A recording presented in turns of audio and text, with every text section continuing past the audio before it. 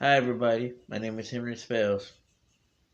Today, on this day, July 26, 1990, 33 years to this day, marks the signing of the Americans with Disability Act done by President Bush.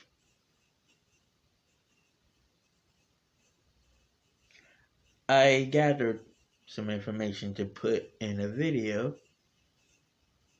for you guys to see and understand what has happened 33 years ago today.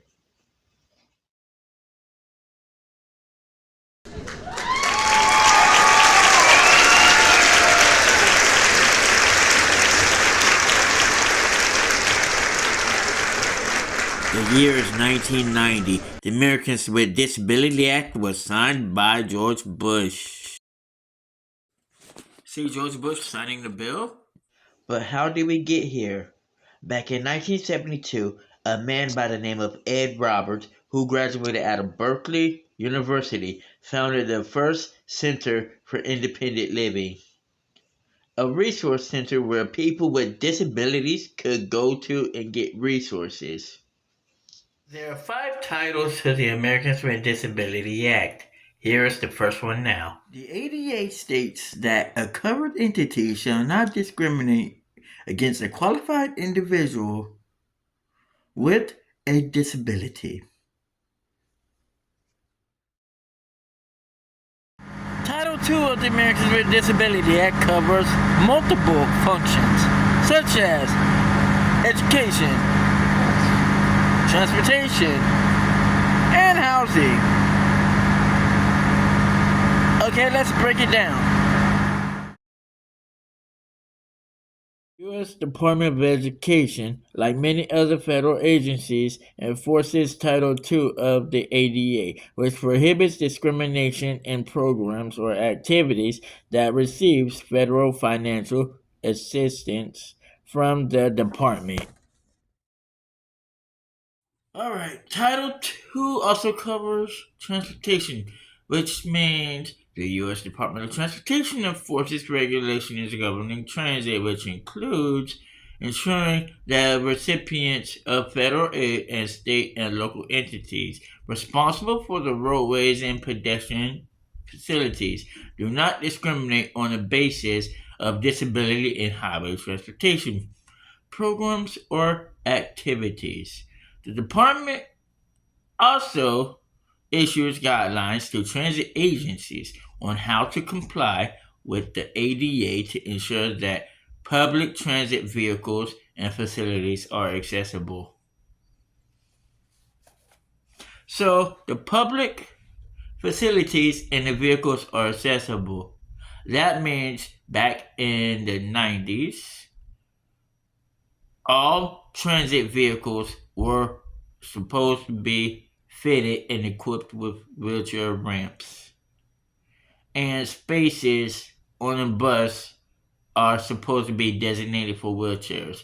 What that means is if there's a seat on a bus, it can be folded for those who have wheelchairs to be able to ride the bus as well. For the facilities, there's supposed to be a restroom stall big enough to fit a wheelchair. Doors on the buildings of the transit centers are supposed to be equipped with the buttons so that way people in wheelchairs could be able to open and close them. Speakers on the buses lets people who are visually impaired hear on which way the buses are going. Inside, they lets the person knows at what stop they are at. Title 3. U.S. Department of Justice enforces A.D.A. regulations governing state and local government services and public accommodations. So what does that mean? We go to McDonald's, we go to Burger King, we go to Taco Bell, we go to the movies.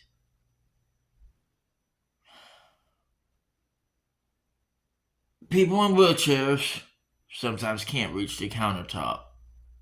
I mean, sometimes we can't. Sometimes we can't even pick on a regular menu. So what that means on the menu board, they have a little button where you can bring down the menu size to their level if they're in a wheelchair.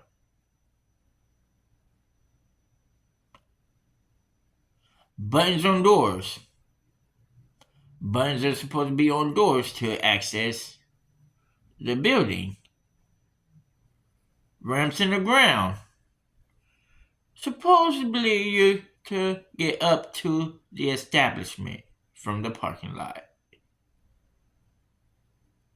And again, restrooms.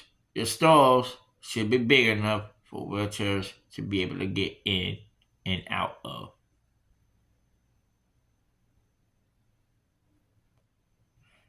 Now, if you're blind,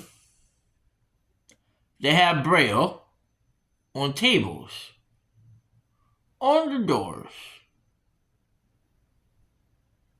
on menus.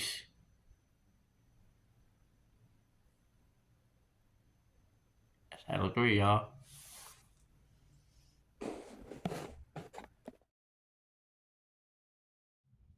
Of the Americans with Disability Act covers telecommunication. The Federal Communication Commission, which is the FCC, enforces regulations covering telecommunication services. That's Title 4. Again, now that covers telephones and television. Access for people with hearing and speech disabilities. It requires telephone and internet companies to provide a nationwide system of telecommunication relay services that allows people with hearing and speech disabilities to communicate over the telephone. Also,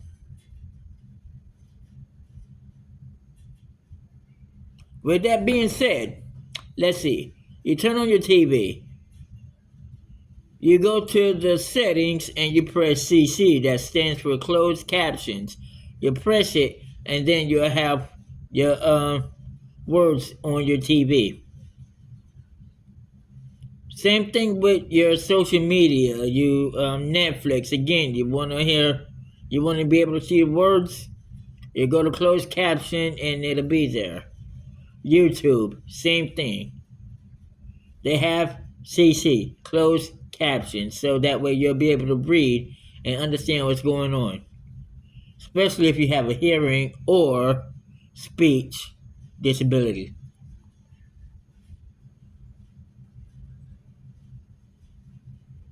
Title 4.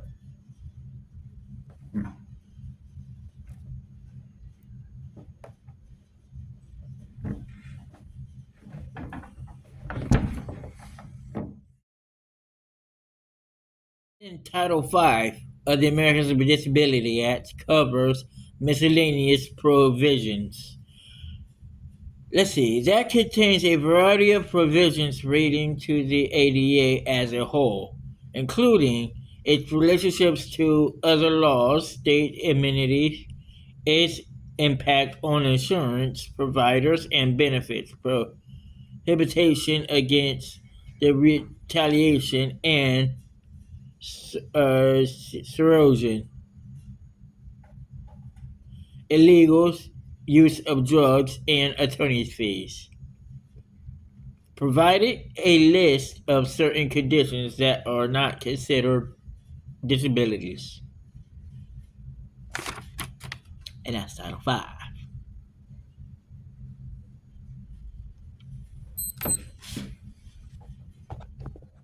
Lappy of Self-Reliance Center for Independent Living, and he told us how the ADA has impacted his life. Who were you when you found out you were deaf? Hello, everybody. My name is Michael Hilapi. Some of you may know me. I'm a deaf and hard of hearing service coordinator here in South Carolina.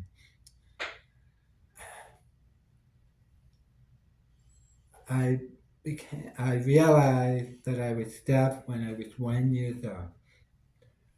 My grandmother found out that I had a hearing loss. You know how most grandmothers know everything. So she babysat me one day while my parents were working, and I was watching TV up real close, and I had the TV up way up high. The volume was really, really loud. And my grandmother came in the room. Michael, stay away from the TV. You're gonna hurt your eyes. Michael, you have it too loud. Turn it down. Turn it down. So I went back up. I turned it down, and my grandmother left the room. And getting up, I get back, turned the TV up. I was watching TV real close, and my grandmother came back in. She said the same thing over and over again. After some time, again, I closed the TV and I had the TV up loud, but I didn't realize she was behind me. There's the back door in the living room that you can go down to the basement. She decided to open the door and slam the door and see if I respond to the sound. I did it. I was watching TV. She kept open and slamming the door, open and slam the door. Then she realized there's something wrong with me. So when my mom came home from work to pick me up, my grandmother told her, you better take Michael to have his hearing checked. And I went, and the audiologist informed him that I'm deaf, I'm going to need a new hearing aid, and he suggested me to go to school real early intervention. Okay. And I went to the deaf oral school, not sign language. No sign language is allowed. And that's where I got my first hearing aid. When I had my hearing aid on for the first time, then I realized that I am deaf.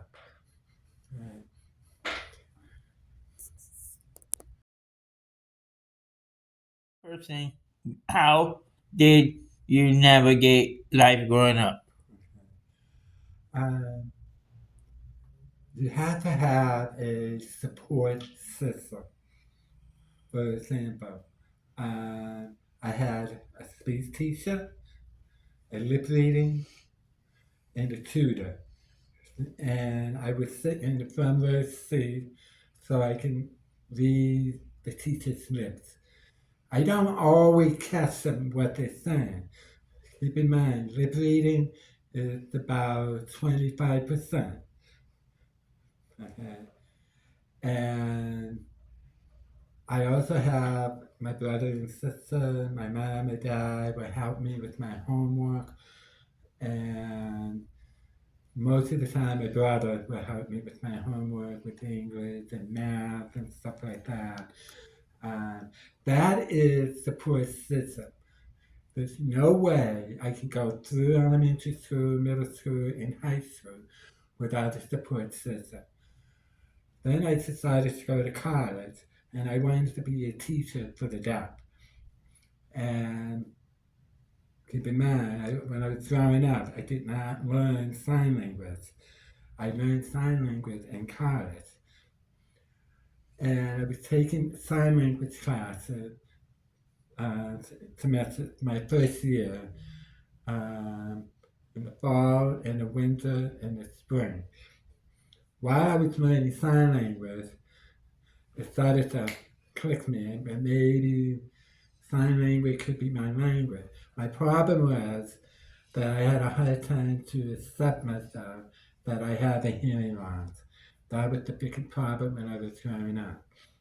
Until I learned sign language, and I had a note taker as well. Note taking is okay, but I'm still behind with the education. You know what I mean? So I decided to have sign language interpreters in all my classes, and it amazed me that I'm not missing any information. Now I wouldn't if I didn't have the interpreter services in college. I would not have my degree today.